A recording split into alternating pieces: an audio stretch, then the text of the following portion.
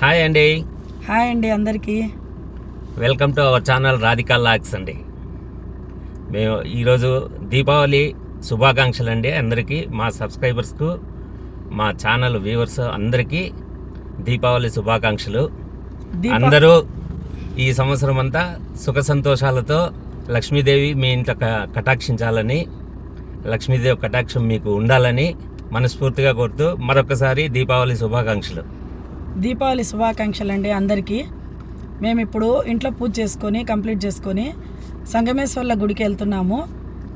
అక్కడ ఏమన్నా కావాలనుకుంటే వీడియో తీసి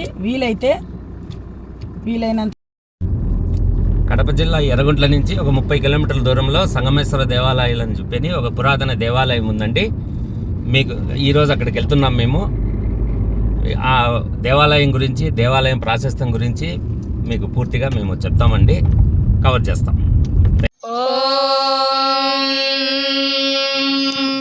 సంవత్సరోయ ఏవం విద్వాగుంస సంవత్సరముపయంత్యుద్నువంత్యేవ తస్మాత్తు పరావార్షికో మాసౌ బద్ధ్వా చరతి సత్రాభిజితగుహ్యస్యైతస్మాత్ సంవత్సరసదో యత్కించ గృహే క్రియతే తదాప్తమవరుద్ధమభిజితం క్రియతే సముద్రం వా ఏతే ప్రప్లవంతే ఏ సంవత్సరముపయంతి యో వై సముద్రస్య పారన్న పశ్యతి న వై సతత ఉదేతి సంవత్సరః.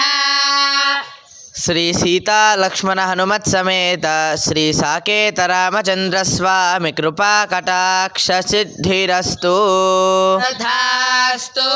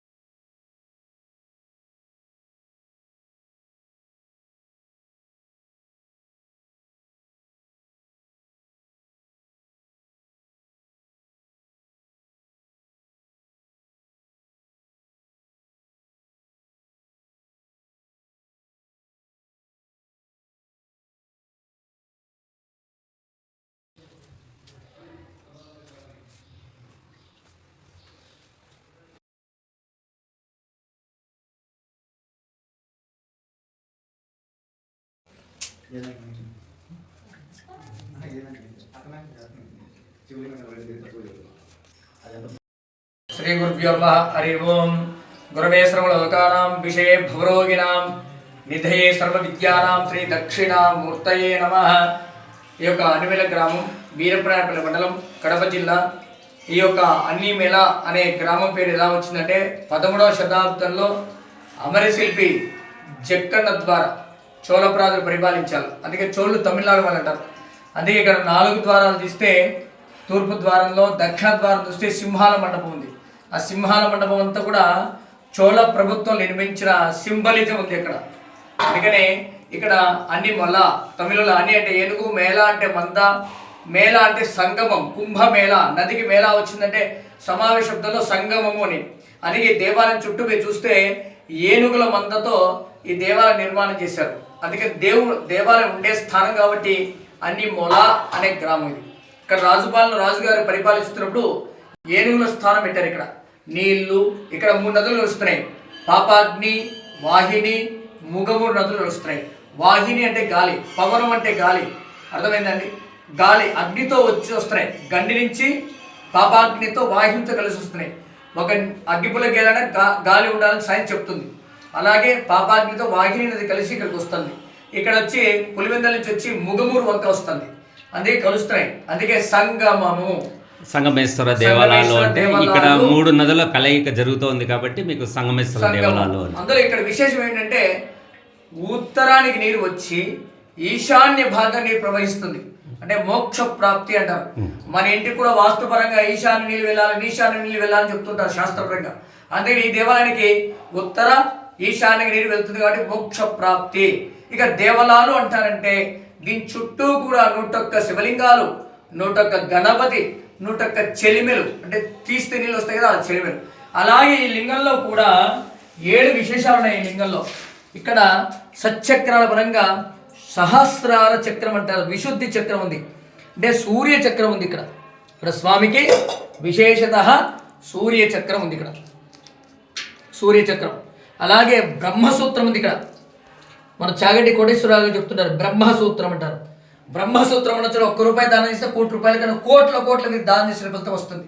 ఇక్కడ దేవాలయానికి ఇక్కడ 12 శివలింగాలు ఉన్నాయి. ఇక్కడ మన మొత్తం 12 జ్యోతిర్లింగాలు ఉంటారు. మొత్తం 12 జ్యోతిర్లింగాలు ఇక్కడ చూడ లేన్స్ కనబడుతున్నాయి. ఒక్క శివలింగానికి అభిషేకం చేస్తే 12 జ్యోతిర్లింగాలు అభిషేకం చేసిన ఫలితం వస్తుంది.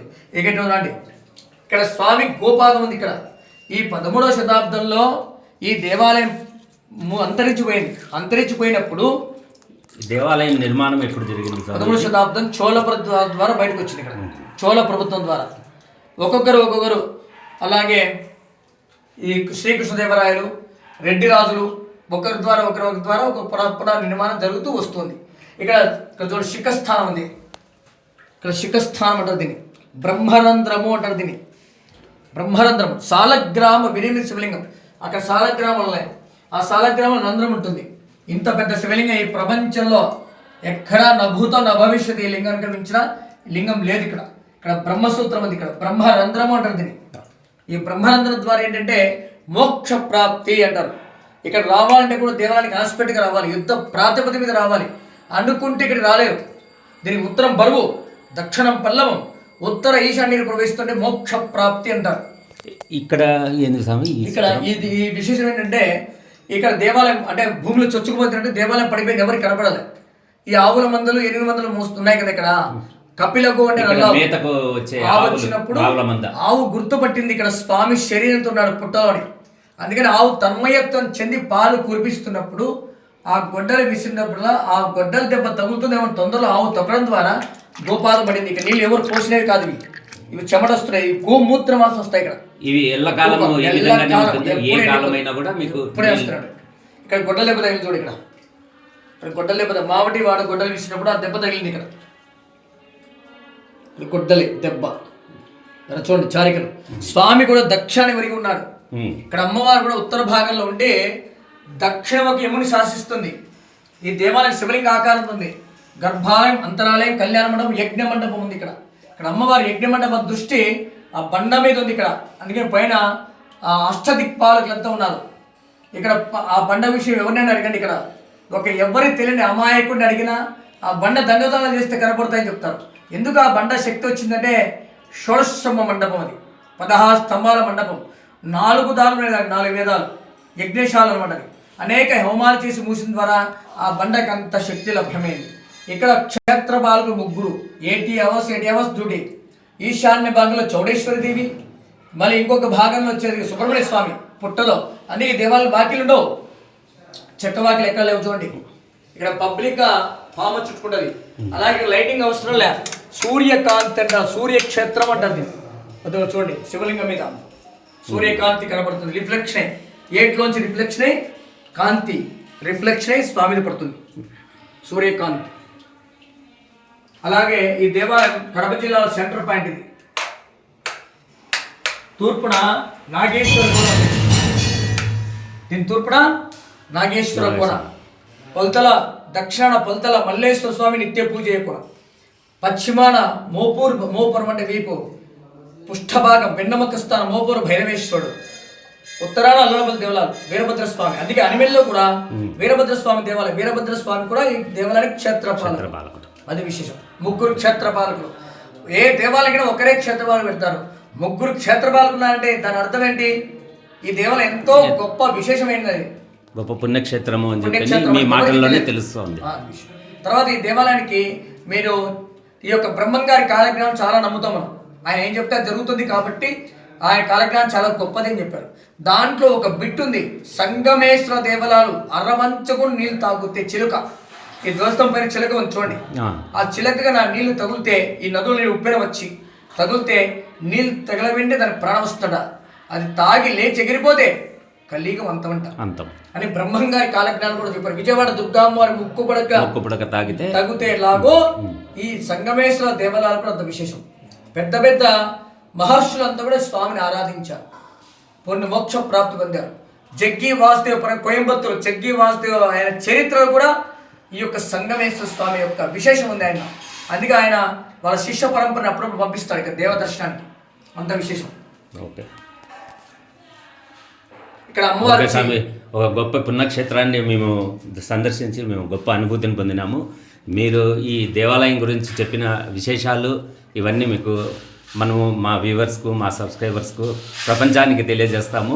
దేవాలయం ప్రాశస్త్య గురించి దేవాలయం ప్రతి ఒక్కరూ వచ్చి ఇక్కడికి దర్శించుకొని స్వామి ఏంటంటే విశేషము వరప్రదాత సుబ్రహ్మణ్య స్వామి అన్నాడు కాబట్టి సర్పదోషాలు, నాగదోషాలు, వివాహం కాని వారు కానీ సంతానం కాని వాళ్ళు కానీ ఇక్కడికి వస్తే వరప్రదాత స్వామి యొక్క ప్రదక్షిణిసి తడిబట్టలతో అక్కడ బండ మీద పడుకుంటే స్వామి అమ్మవారో చెప్పేస్తారు మీకు సంతానం కలుగుతుంది లేక వివాహం కలుగుతుంది. ఇప్పుడు మేము చేస్తున్న పూజలన్నీ జరిగిన వాళ్ళే చేసుకుంటారు.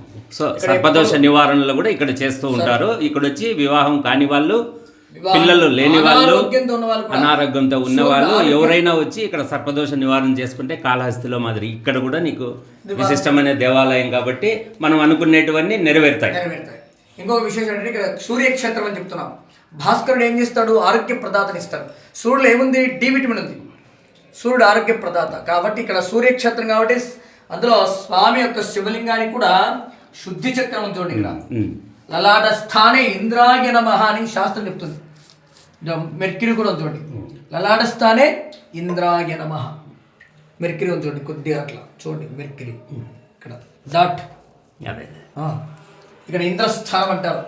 స్వామి తగిలి నమస్కారం చేస్తూ గొప్ప అనుభూతి వస్తుంది. ఇక్కడ ఇంత పెద్ద శివలింగం, సాలగ్రామ శివలింగం. ఈ లింగంలో 7 విశేషాలు ఉన్నాయి. ప్రపంచంలో వింతలు 7 ఉన్నాయంటే లింగంలో 7 వింతలు ఉన్నాయి.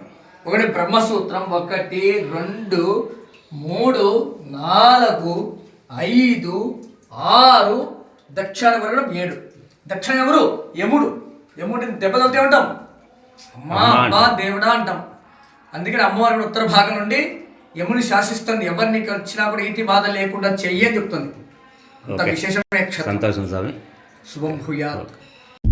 కావున భక్తులందరూ ఈ ఆధ్యాత్మిక క్షేత్రాన్ని, పుణ్యక్షేత్రాన్ని సందర్శించి తమ జీవితంలో ఎదురయ్యే సమస్యల పరిష్కారం కొరకు వివిధ పూజలు చేసి ఆ సంగమేశ్వరునికి కృపకు పాత్రలు కావాలని కోరుతూ, అలాగే కార్తీక మాసంలో కార్తీక దీపాలు వెలిగించి తమ జీవితాలలో కూడా వెలుగులు నింపుకోవాలని ఆ దేవదేవుడైన భోలాశంకరుడిని ప్రార్థిస్తూ,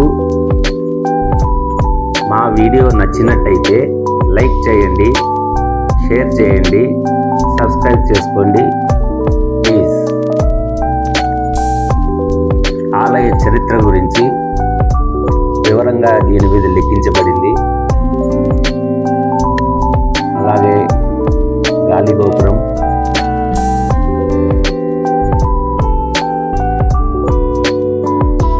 చుట్టూ ప్రాంగణం,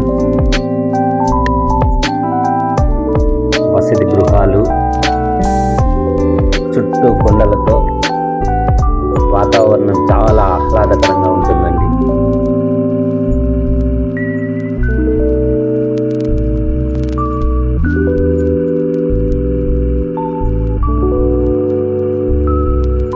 ఇక్కడ వరి పైరు బాగా పండుతుందండి. ఇది చిట్టి ముత్యాలు, మురాజాల బియ్యాన్ని కూడా బాగా పండిస్తామండి. ఎంత పచ్చగా కనబడుతోంది చూడండి.